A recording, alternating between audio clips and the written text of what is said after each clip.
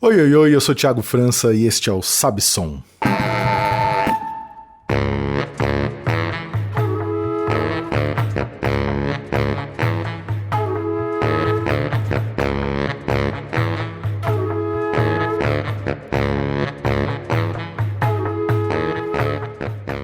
Sabe Som é um podcast, programa de rádio totalmente dedicado a falar de música e outros assuntos que orbitam o tema.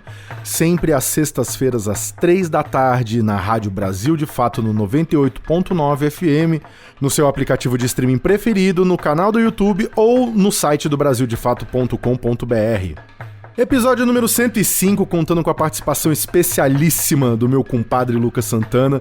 Ele que tava quase voltando pra França, mas a gente deu um jeitinho dele passar aqui antes no estúdio. Lucas que tá comemorando os 25 anos de carreira solo com o lançamento do seu 10º disco chamado Brasiliano. Se você ainda não ouviu, você está moscando. Assim que acabar esse episódio, corre lá para ouvir o disco e corre também para ouvir a playlist, que todo episódio gera uma playlist. O link você encontra na descrição do episódio, no seu player de streaming preferido. E olha, tem muitas participações especiais mesmo esse disco do Lucas, mas sobretudo esse é um disco onde o protagonismo é da nossa língua brasileira e vocês vão entender tudo agora nesse papo. Vamos lá rapidinho, porque o Lucas Santana vai daqui direto pro aeroporto, voltar pra casa. Começou me zoando já, né? Opa aí, bicho. Pô, zoando nada, bicho. Cara, eu tenho uma conta que, assim, todas as boas amizades, assim, tem que ter uma dose, tem que ter, assim, de 10 a 15% de bullying pra manter a coisa, assim, saudável, legal, divertida. Eu concordo.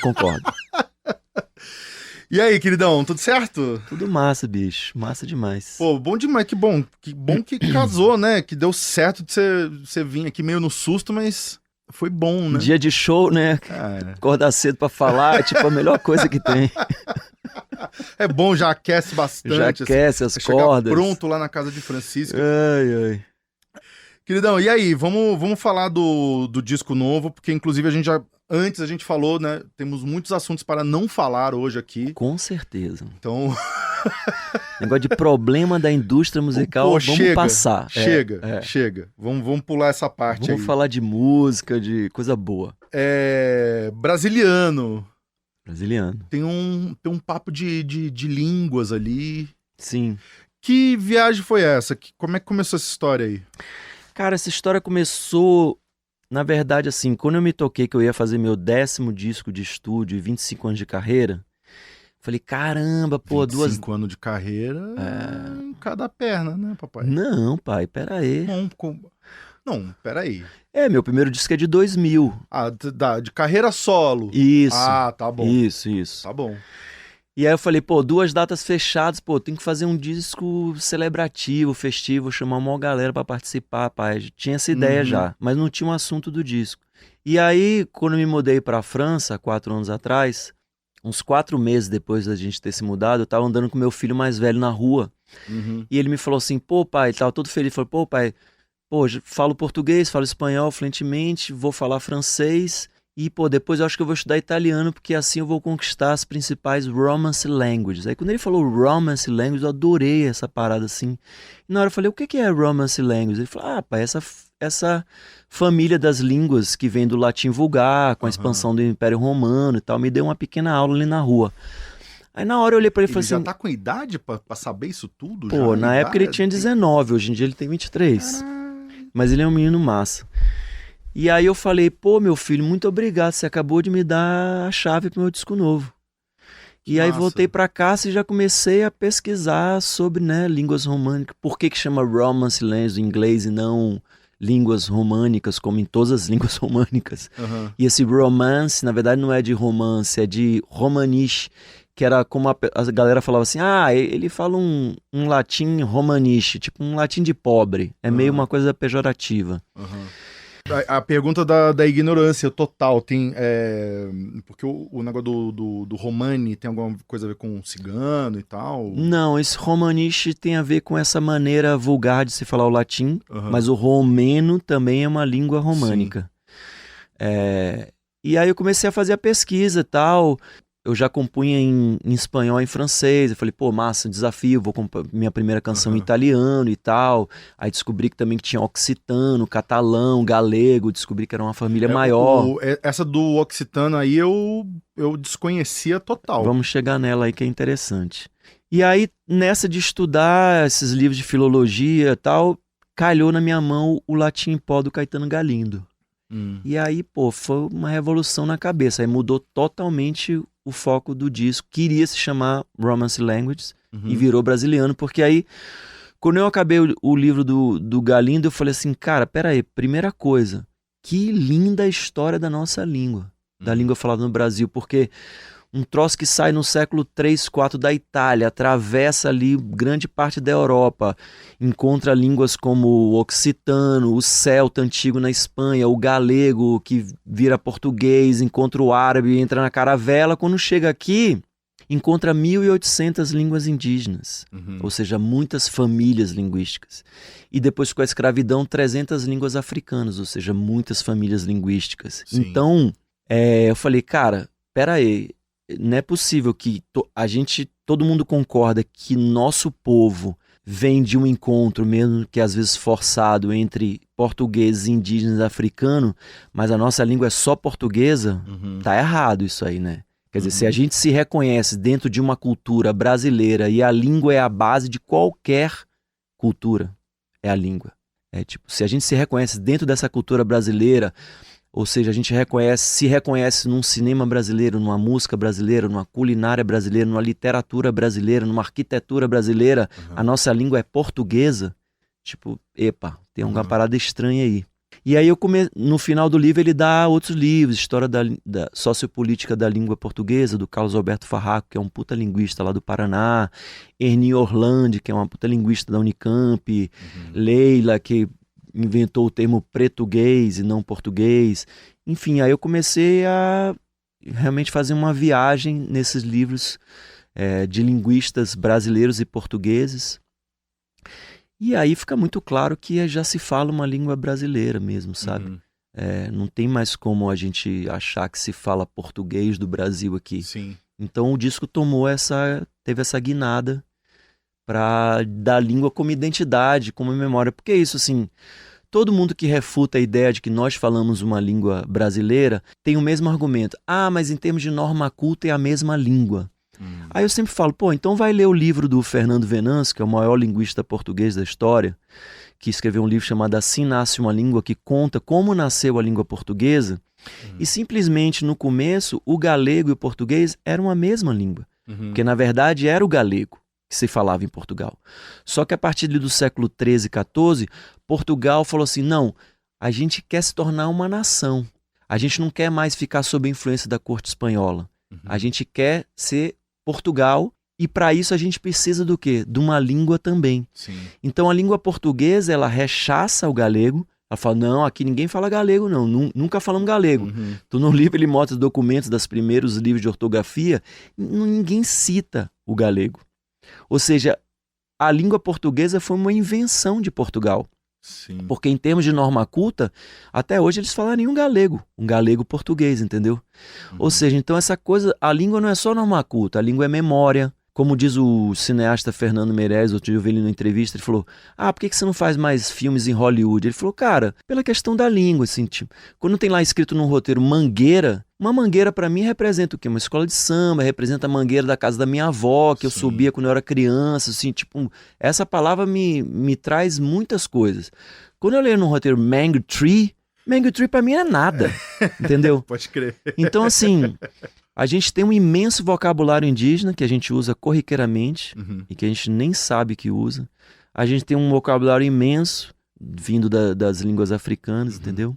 E há outros dados também que corroboram bastante para a certeza que a gente tem uma língua brasileira aqui. A primeira, toda a indústria de tradução de livros para o português de Portugal é completamente diferente da do Brasil. Uma mesma pessoa que vai traduzir um livro em inglês, ou ela traduz para Portugal ou ela traduz para o Brasil. São duas indústrias diferentes. Olha só a diferença de momento de vida das pessoas, né? Você aqui citando autores, linguistas e tal, o exemplo que eu tenho para contribuir é que Mistérios Animais, que a minha filha tá assistindo no Netflix, a tradução em português de Portugal é completamente diferente do português do Brasil. Rapaz, quando eu escrevo, eu tenho escrito muito, falado sobre isso nas minhas redes.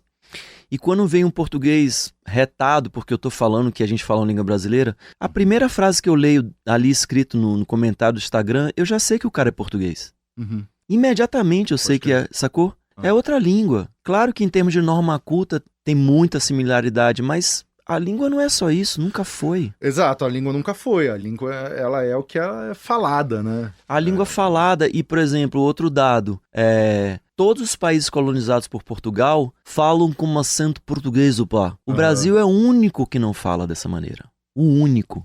Justamente pelo falar atravessado dos africanos, que no livro do Carlos Alberto Farraco tem isso. Na verdade, essa discussão, essa reivindicação de uma língua brasileira tem mais de 100 anos. O José de Alencar e o Arthur de Azevedo, grandes escritores brasileiros, já reivindicavam isso na academia. E a resposta que davam, e tem lá no livro, documento oficial, a intelectualidade da época falava isso. Não podemos considerar uma língua brasileira só por causa do falar atravessado dos africanos, ou seja, bando racista, desde aquela época já. Sim. Então também a língua passa por essa questão. A língua é uma coisa política e que passa por essa questão elitizada. Sim. Entendeu? Dizer desde o começo, como eu acabei de falar, o latim vulgar, o romaniche, essa língua eles falam aí desse jeito de pobrema, eles falam pobrema, é romaniche, entendeu? Então a língua passa por essa questão social também. Também não, principalmente muito, né? Sim. Pô, mas que doideira, bicho.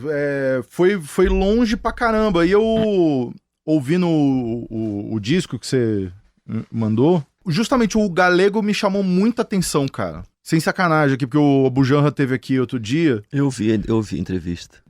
Parece um pouco aquele russo inventado que ele fala ali. Falou assim, cara, a fonética, o som do negócio mas eu não tô entendendo nada, cara. Que doideira, né? Mas você veio assim, porque eu chamei essa poeta galega, porque assim, falando do occitano, né, que você tinha falado. O occitano, lembra na escola canções de amigo, canções de amor, dos trovadores? Aquilo, sobretudo os trovadores occitanos, que eram os mais famosos na corte, tanto portuguesa quanto espanhola. Então, os trovadores occitanos, eles vão para a Galícia. E, por exemplo, o NH e o LH da nossa língua, esse som de nhalhá, vem do occitano pelo português para a língua brasileira. Não vem de outra língua. Tanto é que em espanhol, em catalão, em francês, esse som é grafado de uma outra maneira.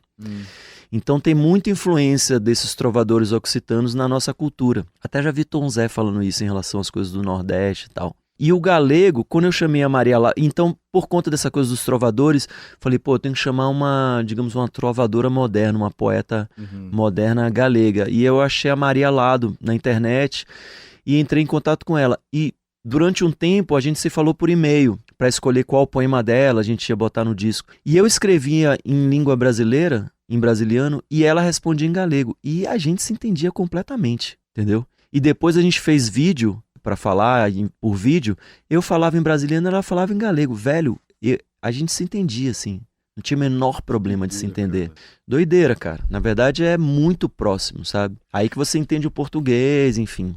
Então, a sensação é essa, assim, que se eu concentrar muito, assim, se eu ouvir mais umas vezes ali, dá pra pegar alguma coisa, assim, mas... É porque é bem a interseção entre o espanhol e o português, o galego, entendeu? Então... Mas você entende, cara. Eu pelo menos entendo super fácil. Agora, realmente, meu filho, esse que eu falei, o mais velho, agora ele estuda em Coimbra. E ele fala, pai, às vezes eu tô andando na rua, assim, e tem pessoas que falam um português mais, digamos, mais raiz. Ele fala, às vezes parece que eu tô ouvindo russo, por causa dos fonemas. Ele já me comentou isso. Tem isso também, de achar que... Muita gente acha que a fonética do português parece com... Sim. Com o russo. E é engraçado, porque os portugueses, quando meu filho fala... Eu tenho irmão também, depois de mim, que mora em Portugal também. E todas as vezes que eles falam, as pessoas, você fala brasileiro. Os portugueses falam isso. Eles reconhecem que é uma outra língua, entende? E também, na França, por exemplo, eu vou muito ao parque com meu filho pequeno. E nos parques, os franceses sempre falam, vous parlez brésilien. Vocês falam brasileiro? Eles reconhecem uma diferença, entendeu? Na Alemanha também. Eles não falavam, você fala português, você fala brasileiro. Então, e também a namorada do meu filho, que é alemã, foi estudar na Universidade de Toulouse o português e falaram, você quer estudar português ou brasiliano? Ela falou, não, eu quero estudar brasiliano. Então, cara, na verdade... Todo mundo já lançou essa, menos a gente, né? Menos a gente que ainda tá vacilando, bicho, porque a língua é um negócio muito importante. Pensa bem, existem 250 milhões de falantes de português, entre aspas, no mundo. 210 milhões falam brasileiro, na verdade, falam brasiliano. Se a gente bota ali na Constituição e se a gente assume que a nossa língua é uma língua brasileira, imediatamente a gente salta para as 10 línguas mais faladas do mundo. Isso é soft power, cara, isso é geopolítica, entendeu? Então é uma coisa de soberania, de estratégia. Sim, total. É? Total. Atenção, Lula, a hora que o Tetra vier, vamos... Exatamente isso. O plano, bom você falar isso, porque assim, o plano é o seguinte, estamos lançando aí o disco brasiliano, depois vai vir um podcast brasiliano para discutir essa questão com linguistas e, enfim, personalidades e tal. E aí o terceira etapa e última do projeto é pegar a simpatia de um deputado federal, de um senador e meter essa emenda no Congresso, da gente mudar o nome da nossa língua, entendeu? Eu sei que é bem utópico, assim, porque isso vai esbarrar em muitos interesses. Sim. Mas esse é o objetivo, cara, é mudar o nome da nossa língua, assim, e com isso mudar muitas coisas, porque outra coisa, outro sentimento que bateu muito forte em mim, depois de ler o livro do Caetano Galindo, foi um amor pela minha língua que eu nunca tinha sentido, sabe? Porque assim, a vida inteira a gente já falou, pô, tenho orgulho de ser brasileiro, tenho orgulho do Brasil. A gente já falou essa frase, já escutou muito essa frase, mas a gente nunca falou, nem nunca escutou alguém falar assim, eu tenho orgulho do português do Brasil. Você já falou essa frase? Eu nunca falei, eu nunca escutei essa frase na minha vida. Então, assim, o fato da gente falar português do Brasil no Brasil, eu acho que de cara já cria um distanciamento da gente com a nossa língua, sabe? Sim. A gente não se sente nela, assim, saca? Que nem a gente fala, amo música brasileira, amo cinema brasileiro. A gente não fala, amo o português do Brasil. É um negócio que não cabe nem na boca, entendeu, velho? Então, acho que ter a nossa própria língua parece um chantilly, assim, uma coisa... Não é não, cara. É um negócio profundo, não. bicho. É um negócio profundo. Eu acho que a palavra da vez, né, que você já falou aí, é isso, sobre soberania, né, cara? Total. Assim, essa terra aqui é nossa. Isso, temos uma história. Né? É nosso bagulho aqui agora, entendeu? E, assim, parar de pagar pau pra... esses malucos lá, laranja lá do Quinto dos Infernos lá, isso, entendeu? Cara. A gente é do nosso jeito, é diferente, não é igual. Isso. Entendeu? Isso, tem assim, a ver com decolonização. Estamos entre amigos aqui, aí a gente pode falar essas coisas, né? Mas assim, cara, dá um quentinho no coração, você vê lá o povo... Todo mundo querendo se matar, não sei o quê, e Lula correndo atrás de saúde pro povo, remédio, Exatamente. Entendeu? É isso, bicho, a gente é outra parada, a gente não... a gente não é mais fraco porque a gente não quer brigar com ninguém, não, pelo contrário. Não, e ter nossa história, né, bicho? Como diz uma letra aí do disco, escuta a tua língua, reconhece teu povo, para que não se apague a nossa história de novo. Porque é isso, apagaram aí... milhares de anos de cultura, de sabedoria indígena, entendeu? Que agora sim a gente tá retomando aos poucos, bem... Tá bem no começo. Aliás, esses dias eu tava vendo... enfim, cortes, né? Justamente isso, falando que esse R caipira nosso, é indígena. É indígena, né? É isso aí. É muita informação que a gente tem, é muita coisa que tem aqui que a gente não faz nem ideia, cara. Nem ideia, exatamente, cara. Toda uma história africana também, sabe? São muitas heranças, assim, que a colonização apagou, porque é isso, bicho, a colonização parece um negócio distante, mas a colonização tá aí, entendeu? Sim. Um monte de gente ainda querendo ser americano do norte no Brasil, entendeu? SOS Trump. Isso, muita gente aí batendo continência para Israel, sacou?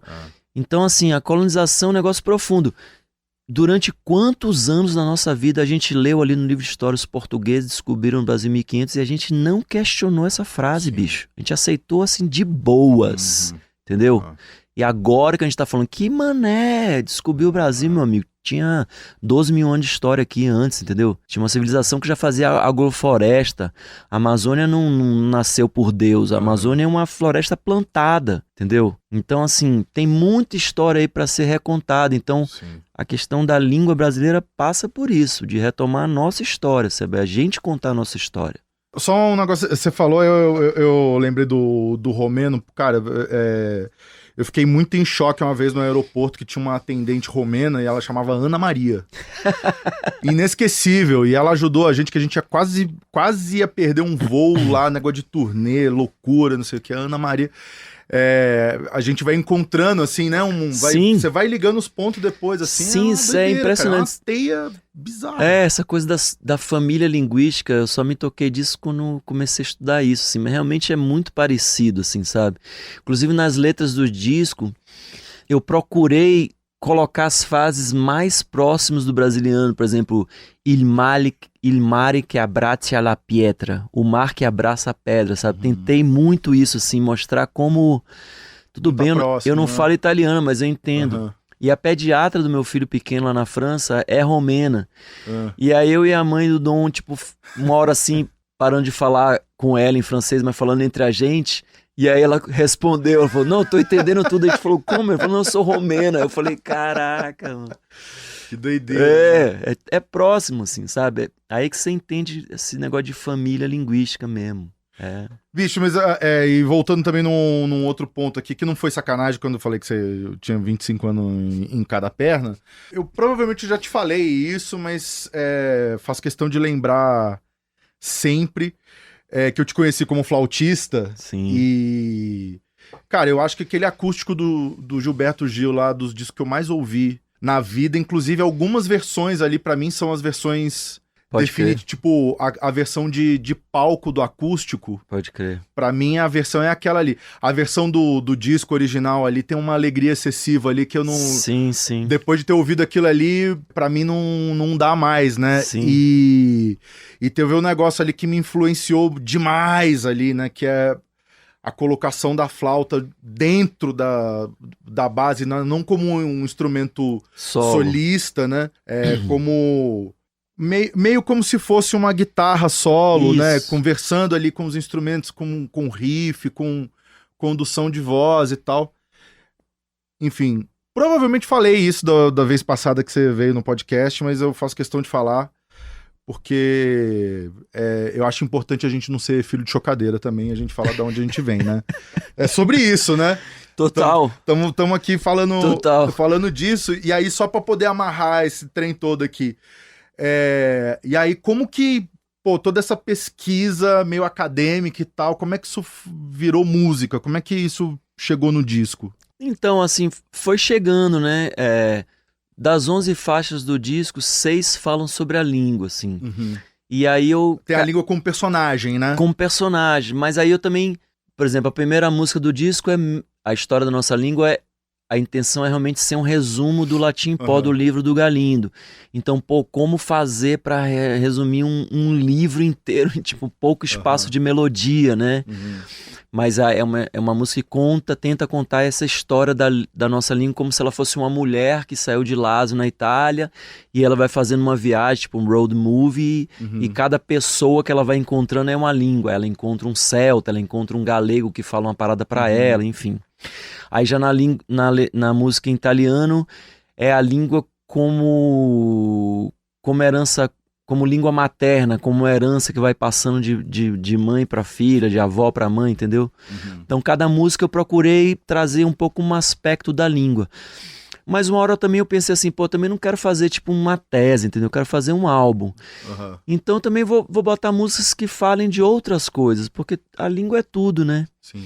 É o que nomeia a nossa vida. A gente é apresentado ao mundo. Ó, isso aqui é uma caneca, isso aqui é um microfone, isso aqui é uma mesa, né?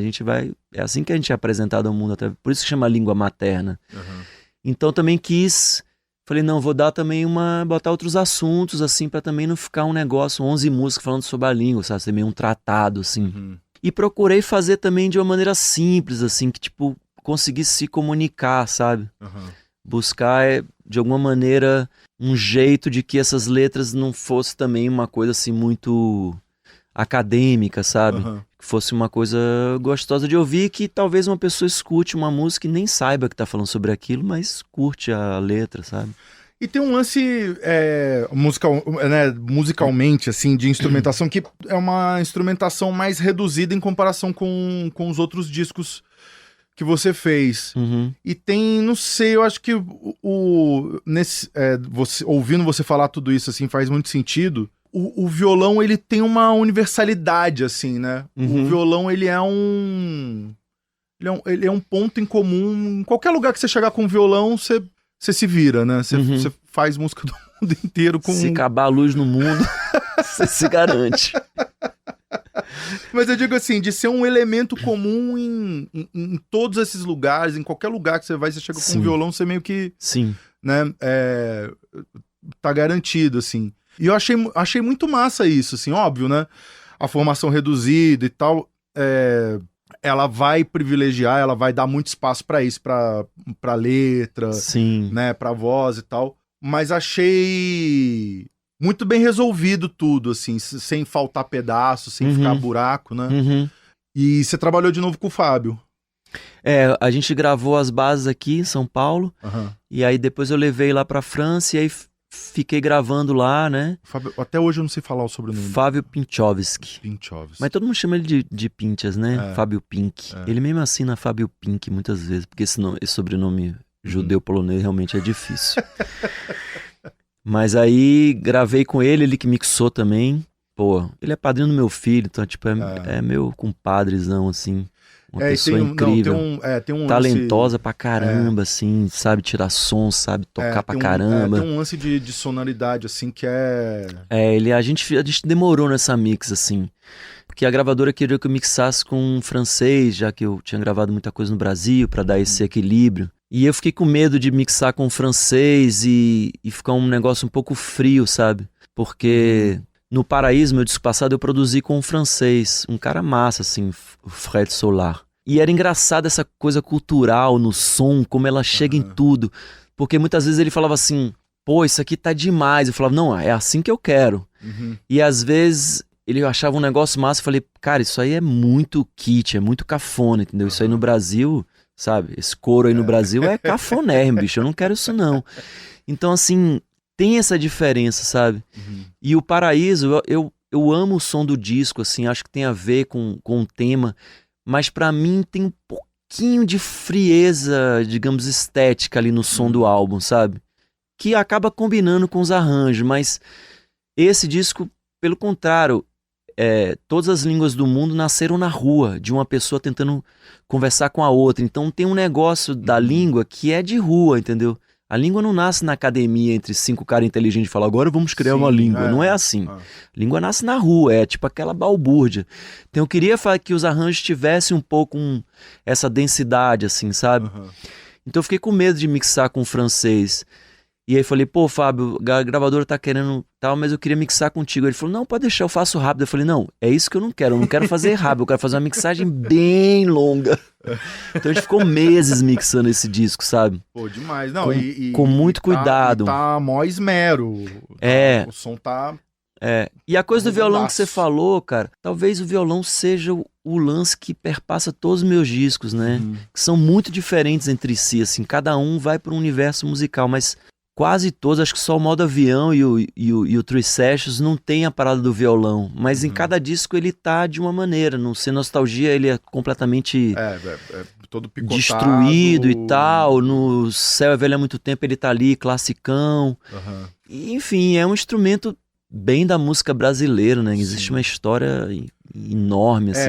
Eu sempre falo, quando eu converso com os violonistas, assim, o violão parece que é um ministério do Brasil, né? Total, Ministério do violão brasileiro. Cara, você vai de, sei lá, mano, vamos pegar alguém, você vai de Caim, daquele violão ali, você tem um violão do Nelson Cavaquinho, que é aquele violão tosqueira, aí você chega até o violão do Kiko, sabe, ou do Ginga, tipo, são muitos violões diferentes, sabe? Não, e aí vai passar por todo mundo, né? Vai passar Baden, Gil, mesmo Caetano tem um jeito próprio, Bonfá, Garoto e Rafael Rabelo e João Yamandu Gilberto, Costa. É uma loucura. Tipo, cada um é uma parada, assim. É uma loucura. É impressionante como um instrumento medieval no Brasil se prestou a tantos caminhos diferentes, né? E é muito louco como o jeito também de cada um desses caras tocar é intrínseco com a forma de compor, né? Total. É muito louco isso. Total, uma coisa tá muito atrelada à louco. outra, é. É muito louco. João Bosco, né? Você ouviu Isso. o violão do João Bosco Isso. com o tipo de melodia que ele faz, é uma coisa que só existe casado um com o outro isso. ali, né? É muito... Não, você sabe uma história engraçada, cara, que eu só comecei a fazer show de voz e violão muito tarde, assim. Eu já tinha lançado alguns álbuns. E pra mim, assim, era impossível fazer um show de violão. Mas uma hora, assim, até por necessidade financeira, eu comecei a fazer. Até eu já fiz, pô. Jura? Já. Só você e violão? Já. Olha só.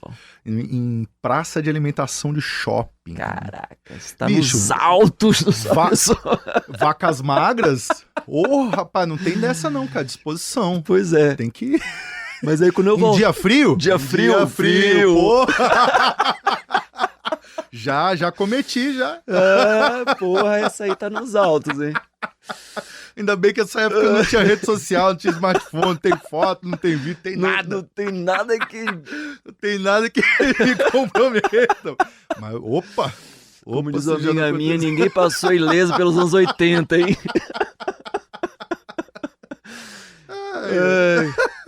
Mas o que eu ia falar?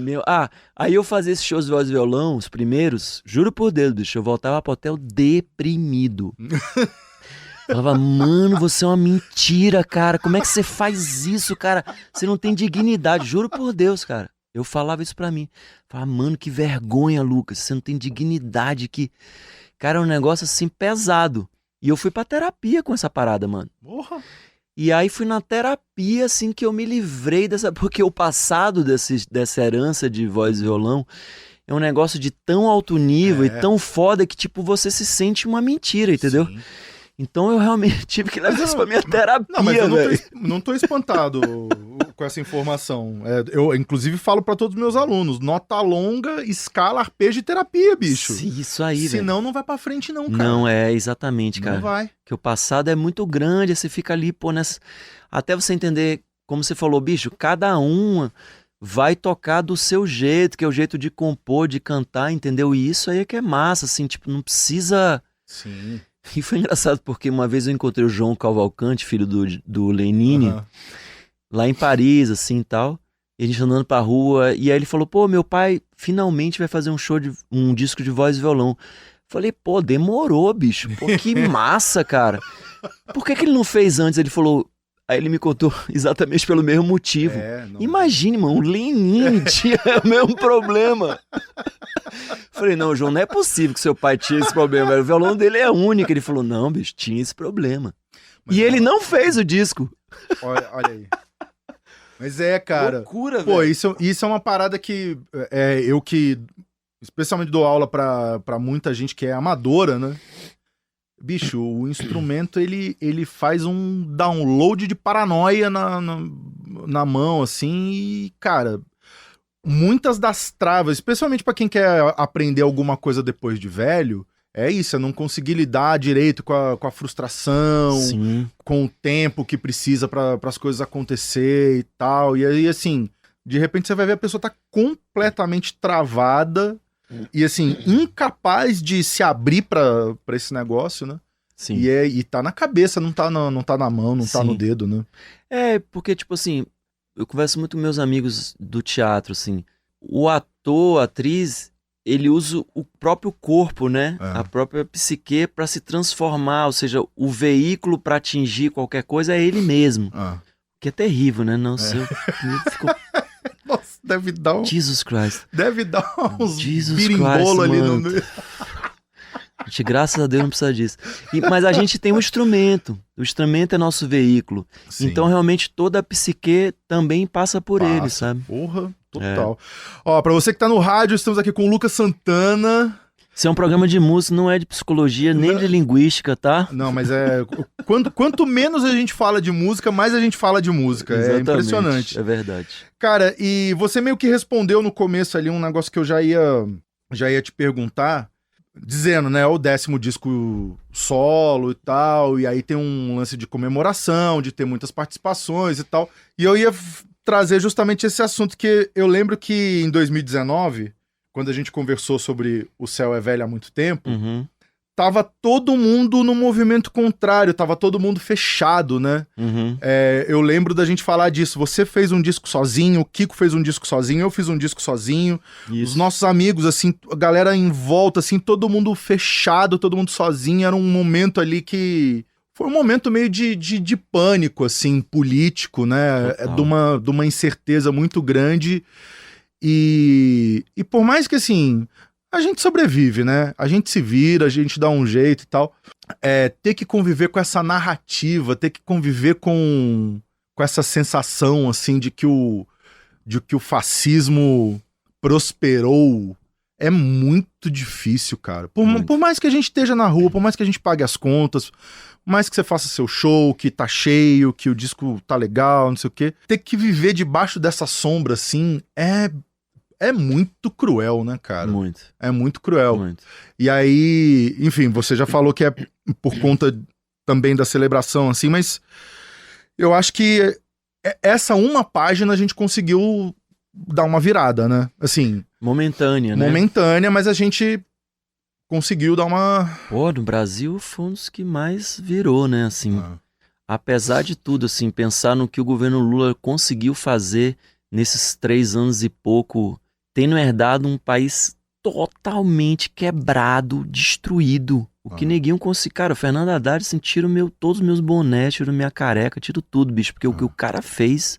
Mano, pegar um país com quase 200 bilhões de rombo e bater todos os recordes de tudo, sabe? Mas pra gente ver, mesmo assim, a gente vai ter uma eleição apertada, né, esse ano. Vai ser. Mas, enfim, o Brasil conseguiu botar um ditador na cadeia, né? O Brasil, em relação aos outros países, tá na frente. Tá na frente, assim. Na frente.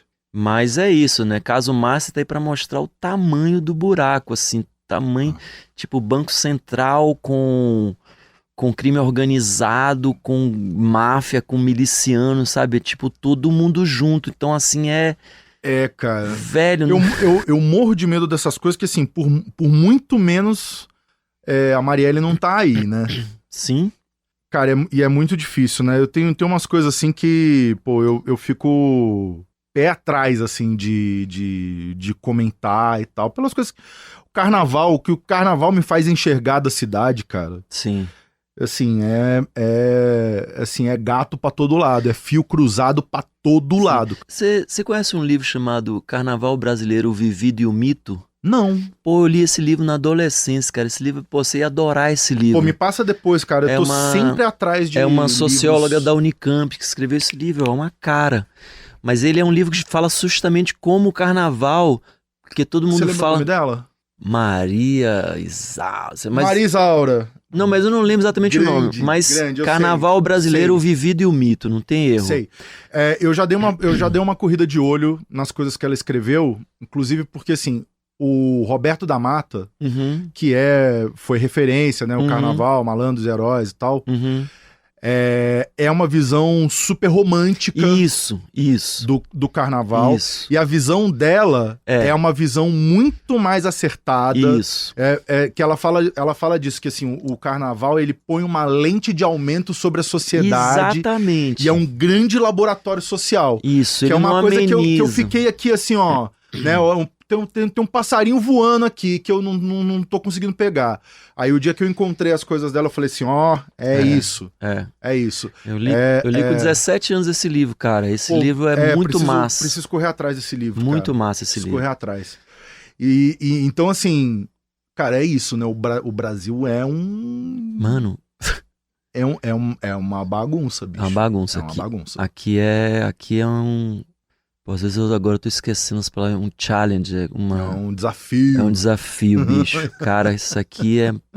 Porque é isso, né, cara? A gente, nesse caso Master, esse congresso, a gente tá vendo, não é que a gente luta com a direita ou mesmo a extrema-direita, a gente luta contra o crime organizado, as betes, A gente miliciano, com as famílias, parte do judiciário. Com os oligarcas, os herdeiros. E é interessante você falar isso do fascismo. Não sei se você ouviu a última entrevista lá no podcast Ilustríssima Conversa entre o Safatli e o Meg, que o Safatli fala do livro novo dele, que justamente analisa esse fascismo no mundo. É muito interessante a conversa, eu aconselho todo mundo a escutar, porque ele fala exatamente que o fascismo, não só no Brasil, não é uma volta ao passado.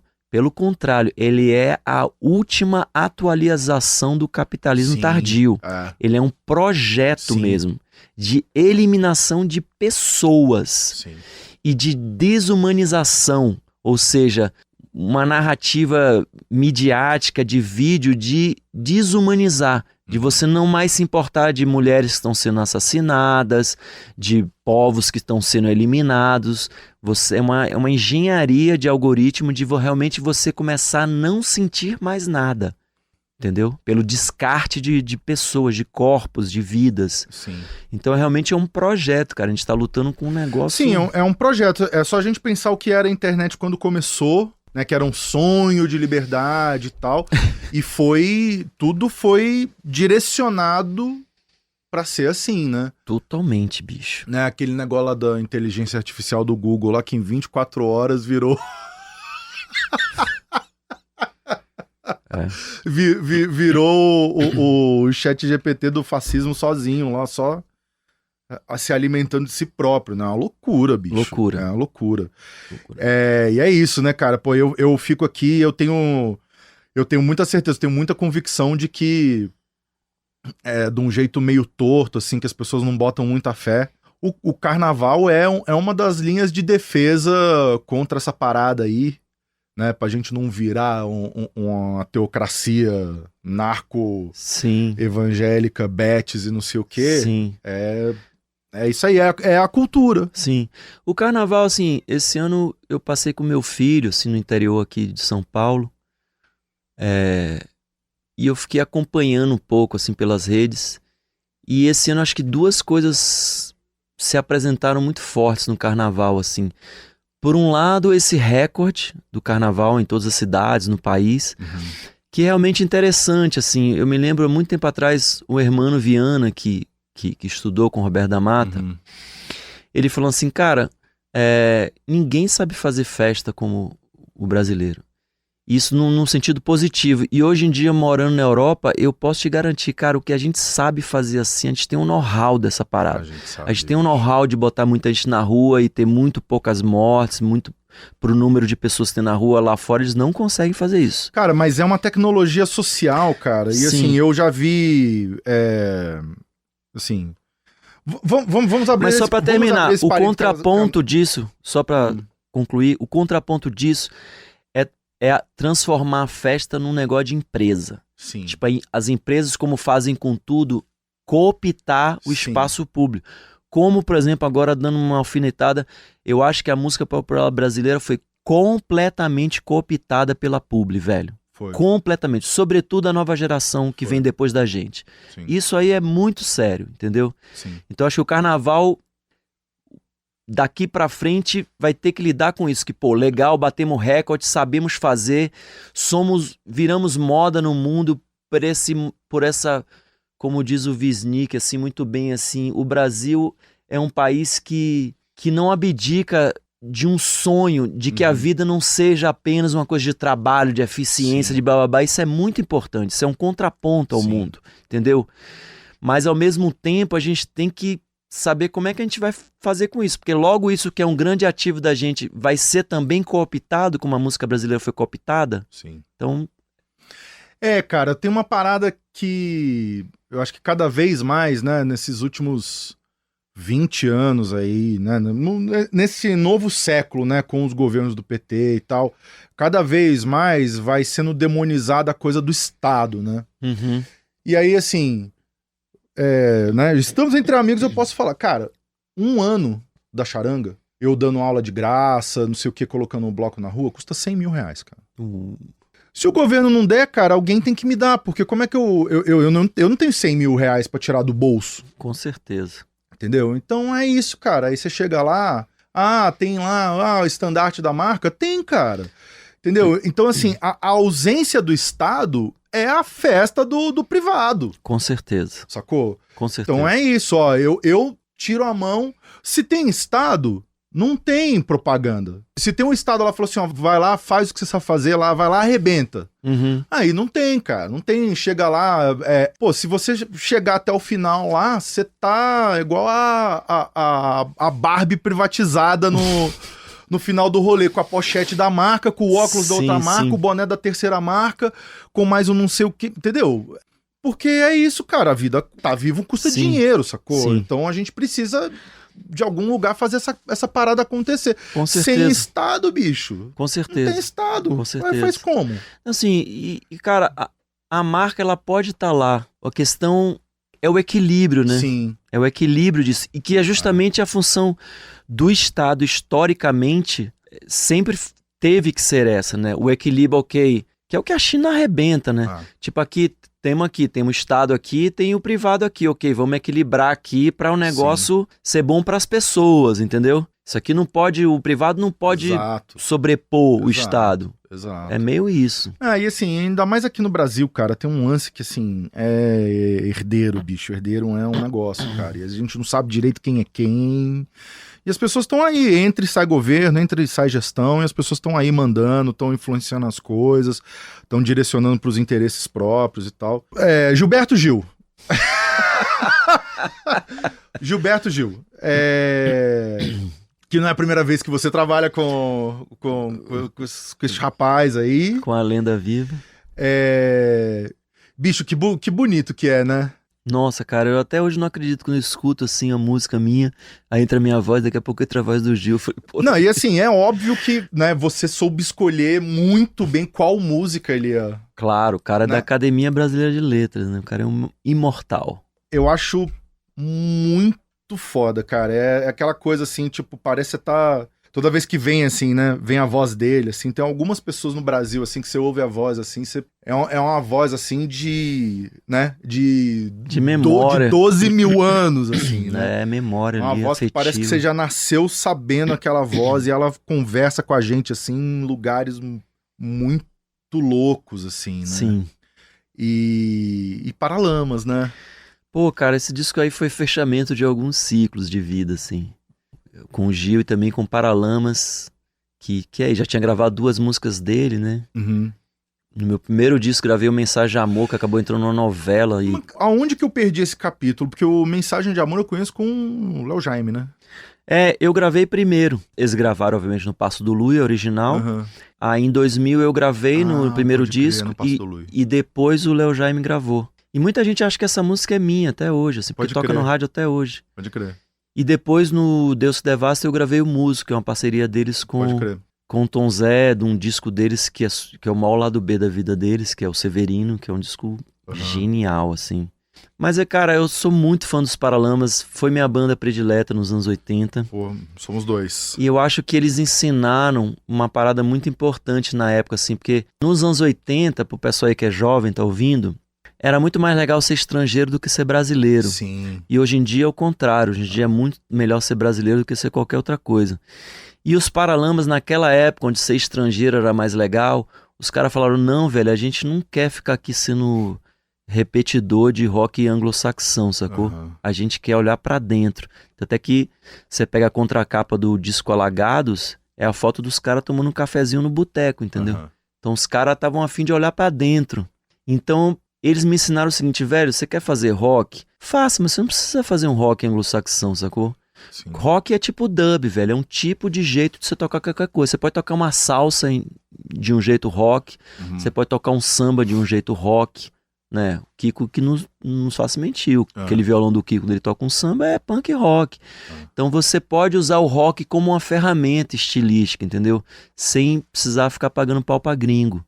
Então acho que eles foram, tipo, como uns novos baianos dos anos 80, assim, saca? Total, Eles cara. foram bem Total. educativos, assim, pra Total. gente. Muita gente fica pesquisando coisa dos anos 80, assim, eu não sei como é que não encontraram o Paralamas ainda, cara. Não, Paralamas, cara, é muito foda. E eu tava em Salvador agora e o Bi Ribeiro tá morando lá.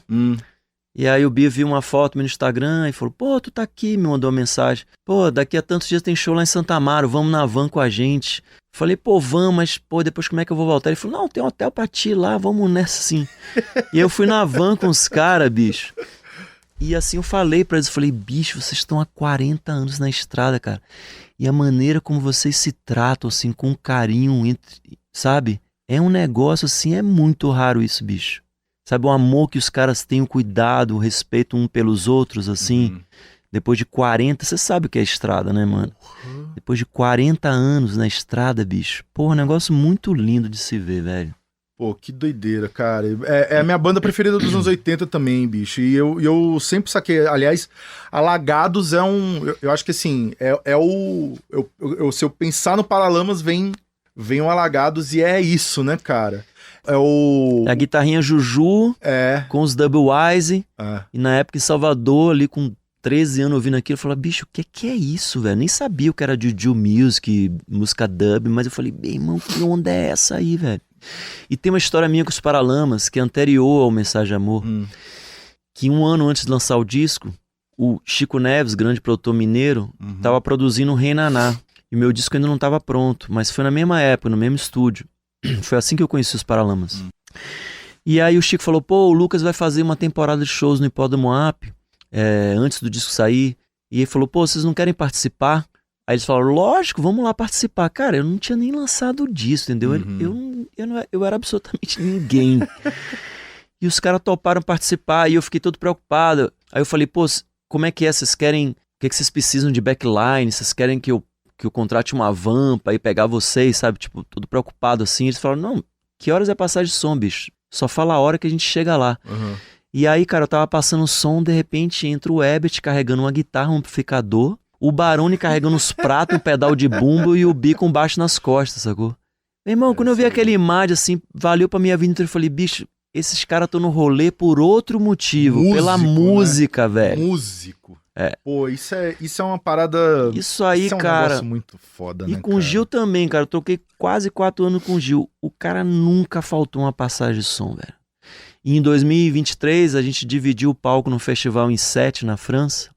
E eu cheguei, assim, tipo, 4 horas da tarde pra passar o som, bicho. Um calor, era verão, assim, um calor de 45 graus. Eu tô entrando no palco, o Gil tá saindo da passagem de som dele. E aí eu dei um abraço nele e falei, professor, o senhor ainda passa o som? Foi a primeira frase que eu falei. Ele falou, lógico, tem que reconhecer o gramado. Cara com 81 anos na época, bicho, passando o som, velho. Tipo, esses caras, sabe, a galera nova que tá vindo aí, fazendo disco pra matar uma publi, galera, música é outra parada, velho. Pega a visão aí, sacou? É outra parada. Pega a visão. Então, mas é que é isso, né, cara? Hoje... A gente falou que não ia falar disso. Não vamos falar então. A gente falou que não ia falar disso, mas é que assim, virou um mar, assim, onde todo mundo é tudo, entendeu?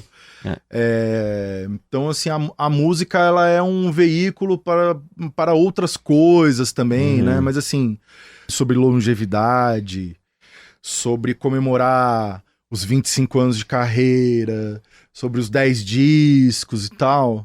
É outra parada, né, cara? Total, bicho, mas, pô, vamos... Galera nova aí, tudo bem, cara. Todo mundo precisa viver, quer matar sua publi, vá lá, mas, bicho, por favor, cara, pegue visão que música popular brasileira é um negócio muito importante pro país, entendeu? Não, e eu acho que a gente tem que puxar a orelha do público também, cara. Porque, assim, a pessoa pode fazer o que ela quiser, o trabalho dela e tal, não sei o quê, mas o público precisa se atentar um pouco também. Falar assim, ó, isso aqui não é música, isso aqui é publi. Cara, pô... Só tá todo mundo ligado nisso daí também, cara. Sim. Né? Sim. Assim, sem virar um festival de indiretas e tal, mas assim, tem que estar todo mundo... Né? E é isso, né, cara? Eu acho que a gente conseguir ter um olhar crítico sobre as coisas que estão acontecendo, sobre o que a gente vê na internet, é um ato político hoje em dia, porque a gente tem que saber o que é verdade e o que não é, em todos os campos da existência humana. Exatamente. Já tá difícil saber o que é verdade, não é, né? Exato. Outro dia eu tava vendo os mísseis lá atacando Tel Aviv, crente que era verdade, e descobri que era tudo IA. Doideira, né? Doideira, bicho. É muita doideira, bicho. E, cara, bom, a gente tá meio chegando aqui no final, então deixa eu saber. Vai aí. subir as marimbinhas? Eu amo as marimbinhas, cara, juro. Eu já te falei isso no 2019. Eu amo aquelas, quando as marimbinhas vão subindo assim, porra. O disco sai que dia mesmo? Sai 6 de março o disco. Maravilha. Então quem está ouvindo o podcast já está no ar. Está no ar, todas as plataformas. Pô, mas aí vai sair o disco e aí você vai se picar. Cara, vamos picar, mas estamos aí nos planos em junho. São os planos de voltar e fazer algumas capitais e tal. Então em junho a gente volta aí pra fazer o show. Bicho, me bateu agora uma curiosidade aqui. E o Paralamas, os caras gravam ao vivo? Ao vivo. Não, aí foi foda porque eu tava na França, bicho. Bro. Eu vi por vídeo, o Fábio Pink foi lá gravar. Os caras entram no estúdio e grava, toca junto, né? Toca. Puta, meu coração. Toca. Os caras tocando ao vivão ali, bicho. Não, e pegando a música na hora. Porra, é incrível. Incrível. Aí não tem o que falar mesmo dos caras. Cara, o baixo. Revele. O baixo do Bi, velho. Gravado em linha. Cara, na mix, a gente abaixou 30 dB. 30? O pessoal que tá em casa não vai entender o que é isso. Eu lembro daquele show que a gente fez lá no Sesc Vila Mariana. 40 anos de dub. Tocando do lado dele ali, rapaz. Bom, mas tudo bem ao vivo, né, velho? Mas, meu irmão, a gente abaixou 30 dBs. Pra quem não sabe, meu irmão, isso é muita coisa. É abaixar o volume do baixo do cara se botar o quase inaudível. É o botãozinho do volume, dá 2 voltas. Dá 50 voltas. E aí foi pra master, cara. E aí na master veio a mensagem assim, ó, tá tudo certo, só a música lá tal, que seja um reggae. Pô, dava pra tirar um pouquinho de baixo na mix? Não dá. Aí eu falei, nossa, tá bom. Aí tiramos mais baixo, assim, só pra... Meu irmão, é tipo uma usina de sons, cara, velho. Nossa, cara, é bom demais. É bom demais. Pelo amor de Deus. Aqueles dois ali são o nosso Sly Hobby, né, cara? Ali, aquela dupla ali é muito alto nível. Então muito. Aí... e tem show lá pela França agora? Sim, agora... Aliás, você falou da gravadora, mas você não falou qual gravadora que é. Cara, uma gravadora que chama No Format. É uma gravadora que completou 20 anos o ano passado. Uma gravadora lá de Paris. Super respeitada na França. Todo mundo quer entrar na gravadora lá. E ela tem um aspecto interessante, assim, porque não tem artista francês. É tipo, sou eu do Brasil, aí tem um cara do Camarões, uma cantora do Mali, um pianista japonês, uma cantora do Canadá. Ela tem essa parada, assim, não é? Uma gravadora multicultural, assim. E é isso, aí eu volto, já tem Inglaterra, Alemanha, França, Espanha e tal, a gente vai começar a turnê lá fora. Legal demais. E aí, como é que resolve isso? Pô, bicho, não devia estar perguntando isso agora que tá pra acabar, mas como é que resolve um disco com tanta participação no palco? Então, essa questão da participação não resolve, né? Porque, enfim, é eu mesmo cantando ali em todas as línguas, né? Mas, por exemplo, a Cocanha, o do Occitano, é de Toulouse. Então, quando a gente for fazer em Toulouse, elas participam. Legal. Em Paris, a Flávia Coelho participa. Então vamos, quando tiver show na Itália, se tiver um show na Sicília, chamo de Martino. Enfim, a gente vai se virando nos 30, sim. Mas em termos de instrumentação, o disco é basicamente bateria eletrônica, baixo, guitarra, sintetizadores, né? No caso do disco, violão, mas no show eu faço guitarra. Então, assim, em termos de instrumentação, esse até foi mais fácil que o anterior, que tinha muitos sopros, muitos arranjos, assim, quando tem essas coisas é que complica mais. Pô, mas massa, então, quem tá ouvindo aí, fique ligado que junho, se Deus quiser, estamos aí de volta para fazer os shows de lançamento aqui no Brasil. Coisa linda, pai. É isso aí, Dedé. Porra, massa demais, bicho. Mais um, valeu. Mais um e mais... Pô, que bom, parabéns, programa que fala sobre música. Vida longa para nós. Encerrando o episódio número 105, que contou com a participação de Lucas Santana, meu camarada de outros carnavais, cantor, compositor e instrumentista, lançando mais um disco comemorando 25 anos de carreira solo, segunda participação dele aqui no podcast. Sabe Som, que tem roteiro, trilha sonora e apresentação minha, Thiago França, a direção é da Camila Salmásio, a produção é da Letícia Holanda, a captação de imagem da Marina Ortega e do Otávio Gabriel, a técnica de áudio e sonorização é do Nelson Calura e do Adilson Oliveira, a identidade visual é do Rafael Canoba e aqui no Brasil de Fato a coordenação das redes sociais é da Rafaela Cury, a coordenação de jornalismo é da Muniz Ravena e do Lucas Stanislau e a direção executiva é da Nina Fidelis. É isso aí, valeu e bons sons.